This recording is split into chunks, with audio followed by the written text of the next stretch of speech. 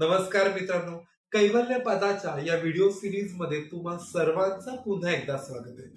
आपण कैवल्य पद बघतोय. कैवल्य पदामधली वेगवेगळी सूत्र समजून घेतोय. या सूत्रांचा अर्थ त्यांचा एकमेकांशी संबंध देखील जोडण्याचा प्रयत्न करतोय. आपण या सूत्रांमधून मन म्हणजे नक्की काय बघितलं.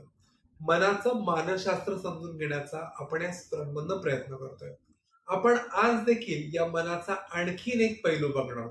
मन हे अगणित वासना, इच्छा, आवडी-निवडी आणि संस्कार यांनी भरलेले असते.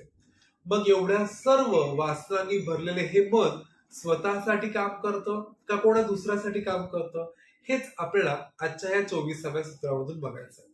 चला हे सूत्र समजून घेऊया. तत असंख्येय वासनाभी चित्रम अपि पर अर्थम सहत्य करित्वा.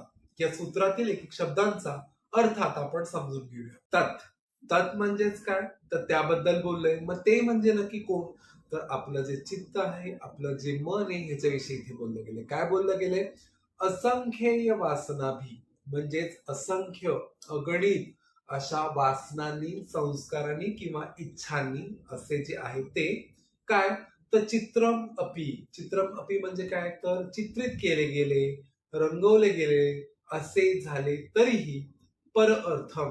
परअर्थम म्हणजेच परार्थ, जे स्वतःसाठी नाहीये, जे दुसऱ्यांसाठी काम करणारे असे देखील आहे. मग तो दुसरा कोण येते, तो दुसरा आपला आत्मा आहे किंवा ज्याला आपण पुरुष म्हणतो तो आहे. याचं कारण काय, सहत्य करित्वात म्हणजेच अनेक घटक जे आहेत त्यांनी एकत्रित येऊन हे बनवलं गेले. ते काम करण्याचं, अनेक घटकांनी एकत्र येऊन जे काम करण्याचा जो स्वभाव आहे त्या स्वभावामुळे इथे असं म्हणलं गेलं. एकंदरीतच या सूत्राचा अर्थ जेव्हा आपण लक्षात घेतो तेव्हा तो आपल्या समोर असा असतो की जे हे आपलं चित्त आहे, आपलं जे मन आहे, ते असंख्य अगणित अशा वासनांनी, इच्छांनी, आवडीनिवडींनी आणि संस्कारांनी पूर्णपणे व्यापलेले आहे, पूर्णपणे भरलेले आहे. मात्र तरी सुद्धा ते स्वतःसाठी काम नाही करत, तर ते परार्थ म्हणजे दुसऱ्यांसाठी काम करतं. आणि ह्याचं कारण असं आहे की हे भरपूर अशा विविध घटकांनी एकत्र येऊन बनले गेले. बघा, एकत्र येऊन बनले गेले म्हणजे काय, आता मागे तुम्हाला ह्या विटा दिसतील, हे घर दिसेल. तर हे घर कशाचे बनते, तर हे वेगवेगळ्या पार्ट्सचं बनतं. मात्र हे घर स्वतःसाठी काम करते का, हे स्वतःला राहण्याची जागा करते का, तर नाही. हे तिथे असलेल्या व्यक्तीला राहण्याचं काम करते. म्हणजे ते परार्थ, दुसऱ्याचा स्वार्थ, दुसऱ्याचा अर्थ त्यातून निघेल यासाठी बघतोय. एकंदरीतच महर्षी पतंजली या ठिकाणी आपल्या चित्ताचे मोठेपण, चित्ताचं महत्व, चित्ताचं परार्थत्व समजून सांगत आहेत. आपल्याला सहत्य करित्वात म्हणजेच अनेक वेगवेगळ्या पार्ट पासून एक अशी गोष्ट म्हणजे चित्त याची निर्मिती कशी झाली सांगतात. मग चित्त हे कुठल्या वेगवेगळ्या सुट्ट्या पार्ट्स पासून बनलेलं आहे, तर सत्व, रज आणि तम या वेगवेगळ्या गुणांपासून जे चित्त तयार झाले आणि जे चित्त दुसऱ्यांसाठी काम करतंय, दुसऱ्या म्हणजेच पुरुष आणि आत्म्यासाठी ते काम कसं करतंय हे समजून सांगितलं. मग या चित्ताचा नक्की उद्देश काय, तो देखील समजून घेतला पाहिजे.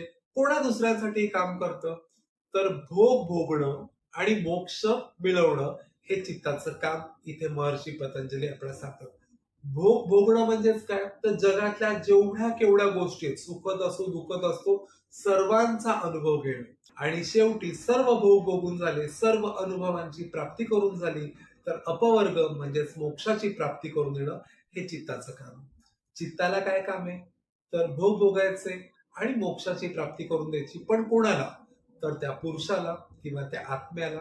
चित्ताला हे दुसऱ्यासाठी काम करायचंय. बघा, चित्ताचं महत्व, चित्ताचं परार्थत्व महर्षी पतंजली या सूत्रामधून येतात. म्हणजे चित्ताची महती इथे महर्षी पतंजली सांगतात. अजूनही आपल्या मनाचे मानसशास्त्र, त्याचे विविध पैलू समजून घेणं बाकी आहे. अजूनही कैवल्यपाद आपल्याला समजून घेणं बाकी आहे. तो तुमच्या समोर मी तयार केल्या केल्या लगेचच पोहोचण्यासाठी तुम्हाला करायचंय काय, तुम्हाला हा चॅनल सबस्क्राईब करायचा. आवडला असेल तर लाईक करा. तुमच्या मौल्यवान कमेंट्स, तुमचे प्रश्न यासाठी कमेंट बॉक्स खुला आहे. लवकरच भेटूया कैवल्यपादातल्या पुढच्या सूत्रासह. तोपर्यंत धन्यवाद.